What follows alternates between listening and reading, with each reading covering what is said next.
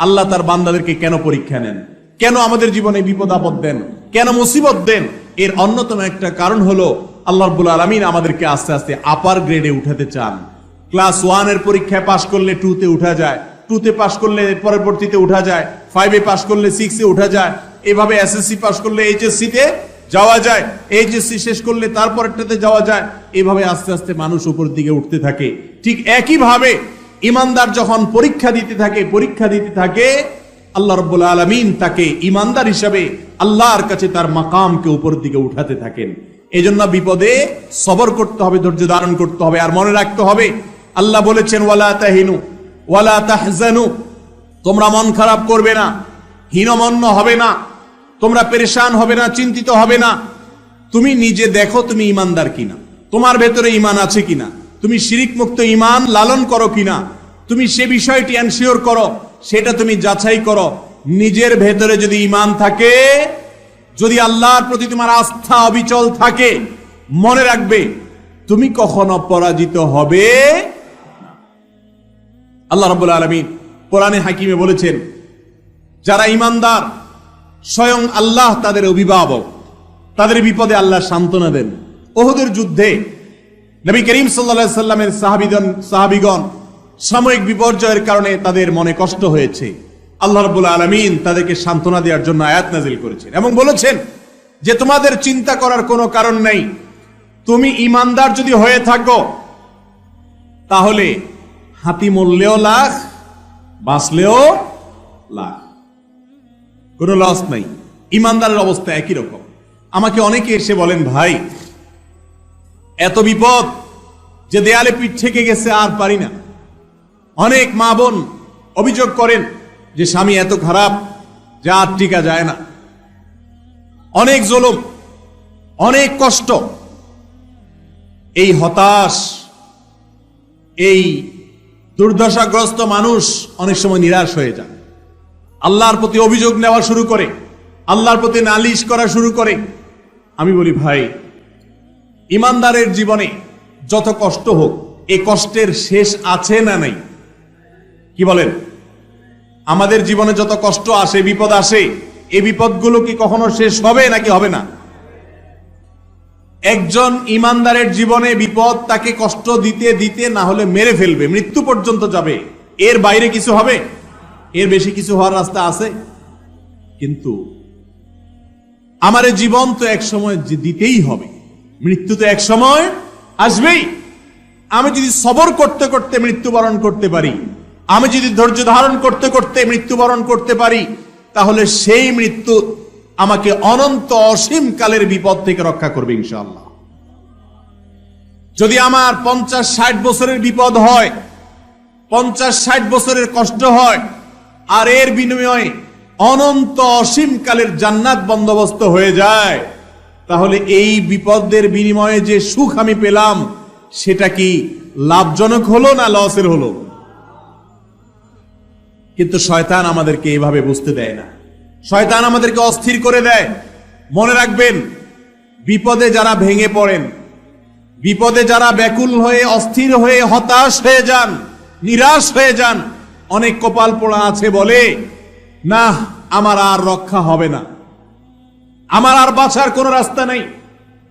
অনেকে আল্লাহর প্রতি অনাস্থা প্রকাশ করে, আল্লাহর প্রতি ভরসা হারিয়ে ফেলে। আছে না নাই এরকম? এরকম যদি হয় তাহলে বড় দুর্ভাগা ভাইয়েরা আমার।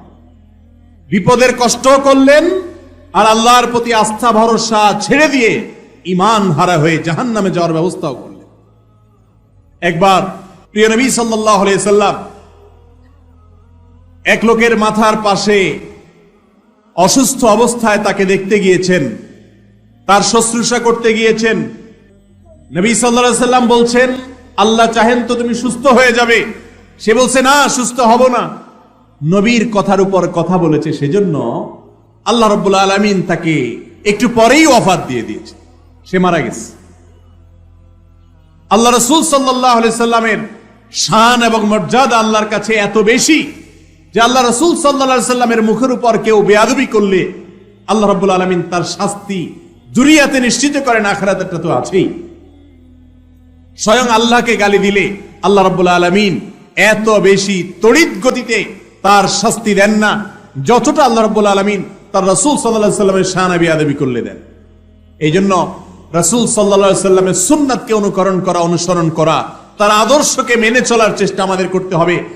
মুহতারাম হাজরিন, রাসূল করিম সাল্লাল্লাহু আলাইহি ওয়াসাল্লাম আমাদেরকে অভয় দিয়েছেন, সাহস দিয়েছেন।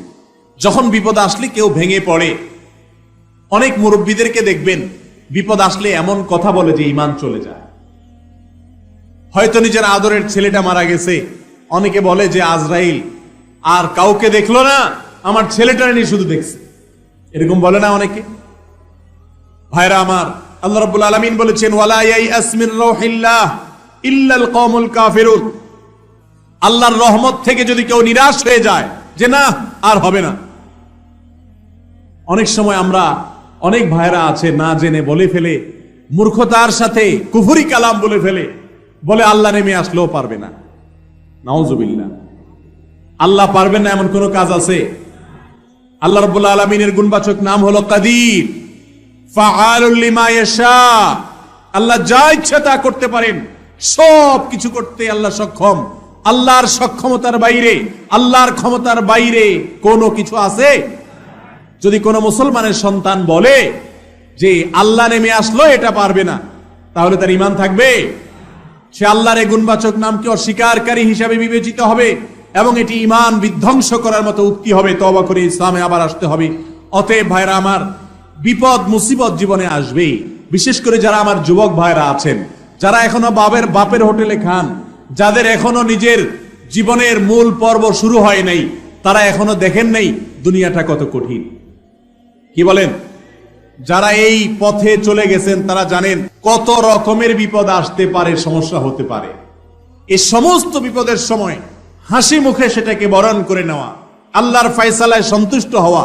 বিপদ হয়েছে এই কথা মনে করা যে এর মাঝে আমার কল্যাণ আছে, এর মাঝে আমার কি আছে? কল্যাণ আছে। অনেক সময় আমাদের বিপদ হয়। ধরেন আপনি ঢাকা যাবেন, গাড়ি ছুটে গেছে, আপনি যেতে যেতে দেখলেন বাস ছেড়ে দিয়ে চলে গেছে, আপনার বাসটা মিস হয়ে গেছে, লাস্ট ট্রিপ ছিল, যেতে পারেন নাই, মেজাজ গরম হয়, হওয়াটাই স্বাভাবিক, মনটা খারাপ হয়। কিন্তু এমন যদি হয় যে ওই বাসে যাওয়াটা আপনার জন্য অকল্যাণের ছিল, আল্লাহ বরং আপনাকে বাঁচিয়ে দিয়েছেন, তাহলে সেটা ভালো না খারাপ? একবার এক লোক মক্কায় হোটেল ব্যবসা করে, আমার পরিচিত, অনেক দিন ধরে হোটেল ব্যবসা করে। বাংলাদেশ থেকে হাজী সাহেবরা, উমরাকারীরা যখন যায় তাদের কাছে হোটেল ভাড়া দেয়। সৌদি মালিক থেকে গোটা বিল্ডিং ভাড়া নিয়ে নিছে, 12 মাস হোটেল ভাড়া দিয়ে আসে, ব্যবসা করে। তার হোটেলে মাঝে মধ্যে আমিও ছিলাম। একবার সে দেখলাম হঠাৎ করে মন খারাপ করে বসে আছে, অনেক মন খারাপ। বললাম ভাই কোনো সমস্যা? বলে হুজুর সমস্যা তো অনেক বড়। কি সমস্যা বলেন দেখি?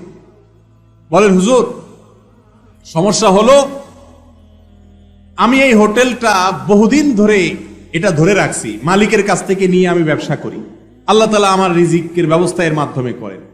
আমারই স্বদেশী আরেক ভাই, সে এসে আমার মালিকের সাথে গোপনে কথা বলে আমি যেই টাকা নেই তার চাইতে আরো 2 লক্ষ রিয়াল কম বেশি, 2 লক্ষ রিয়াল বেশি দিয়ে সে এটা তার কাছ থেকে নিয়ে নিছে গোপনে গোপনে।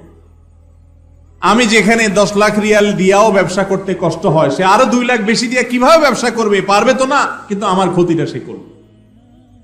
আমার হাত থেকে হোটেলটা ছুটে গেল, এটা দিয়েই সারা জীবন ব্যবসা করছি। আমার মন খারাপ হয়ে গেছে, হুজুর দেশে চলে যাবো, আর করবো না, মক্কায় ব্যবসাই করবো না। কারণ এত বড় একটা আঘাত, এত বছরের আমার হোটেল হাতছাড়া হয়ে গেল। লোকটা মন খারাপ করে দেশে চলে আসছে। দেশে চলে আসার কিছুদিন পর, সামান্য কিছুদিন পরে পৃথিবীতে করোনা এসে হাজির হয়ে গেছে। কি আসছে?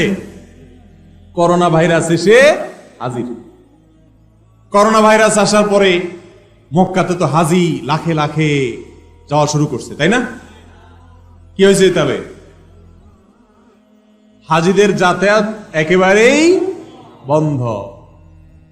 যেই লোক ষড়যন্ত্র করে 2 লাখ রিয়াল বেশি দিয়া মালিকের সাথে বাউ করে নিয়ে নিছে, সে 2 বছর বসে বসে মালিকরে ভাড়া দিছে। 2 বছরে 1200 রিয়াল করে 2400 রিয়াল, প্রায় 2.5 মিলিয়ন রিয়াল বসে বসে ভাড়া দিচ্ছে। হাজি একটাও নাই, ব্যবসা নাই, ভাড়া তো অগ্রিম দিতে হয়। সৌদি আরবে ভাড়া অগ্রিম দিতে হয়। যারা সৌদি প্রবাসী তারা জান, ভাড়া তো আগে দিয়ে রাখতে হয়। ভাড়া তো দেওয়া শেষ সৌদিরে, সৌদি তো টাকা নিয়ে শেষ, রিয়াল নিয়ে শেষ। আর এই বেচারা 2 বছর কোনো হাজি নাই, বেকার 2-2.5 বছর। সে আরো 10 বছর এই হোটেলে ব্যবসা করেও 2.5 মিলিয়ন লাভ করতে পারবে না, কিন্তু 2 বছরে সেটা শেষ।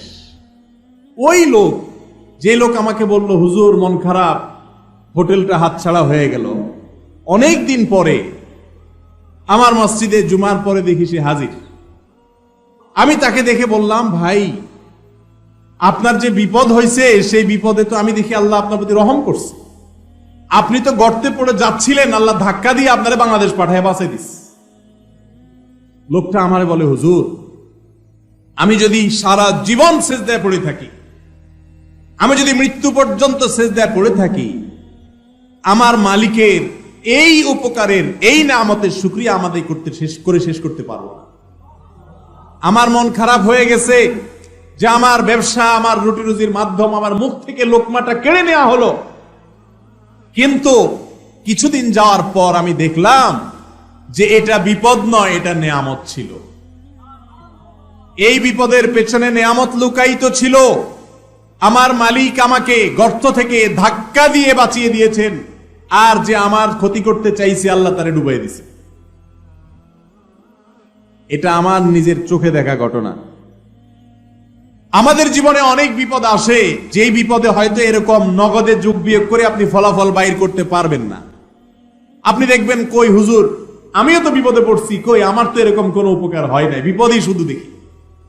এটা হয়তো আপনি বলবেন, কিন্তু ভাইরা আমার, সব বিপদের পরবর্তী যে ফলাফল, ইতিবাচক ফলাফল, সেটা যে আমরা সাথে সাথে দেখতে পাবো এমনটা জরুরি না। এমনও হতে পারে যে আমি যেটাকে এখন বিপদ মনে করছি, এক সময় মনে হবে যে এই বিপদ ছিল না, এটা ইহসান ছিল। আর যদি কিছু না হয়, দুনিয়াতে আপনার বিপদের বিনিময়ে ভালো কিছুই না পান, বিপদে শুধু কষ্টই করলেন আপনি, আর কিয়ামতের দিন যদি দেখেন আপনার বিপদের বিনিময়ে আল্লাহ রাব্বুল আলামিন আপনার জন্য জান্নাত প্রস্তুত করে রেখেছেন, আপনাকে যদি বলেন, আল্লাহ বান্দা যত বিপদ দিয়েছি মেনে নিয়েছ, সবর করে নিয়েছ, হাসি মুখে বরণ করেছ, আর তার বিনিময়ে তোমাকে আমি জান্নাত দিলাম, তাহলে এই বিপদের বিনিময়ে অনন্ত অসীমকালের জান্নাত পাওয়া, এটা কি লাভের ডিল হলো না লসের ডিল হলো? আল্লাহ রাব্বুল আলামিন বিপদ আপদে পাহাড়ের মতো ধৈর্য ধারণ করার তৌফিক আমাদেরকে দান করুন।